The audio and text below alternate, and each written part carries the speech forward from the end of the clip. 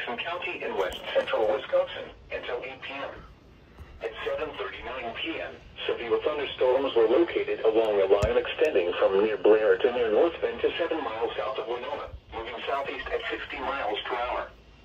Expected hazards include 60 miles per hour wind gusts. This is a radar-indicated threat. The following impacts are expected. Expect damage to roofs, siding, and trees. Severe thunderstorms will be near North Bend around 7:45 p.m. Dakota around 7:55 p.m. La Crosse Airport and French Island around 8 p.m.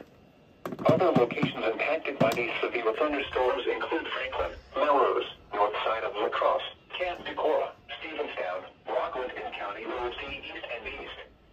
This includes the following highways: Interstate 90 in Minnesota between mile markers 261 and 276. Interstate 90 in Wisconsin between mile markers 1 and 20.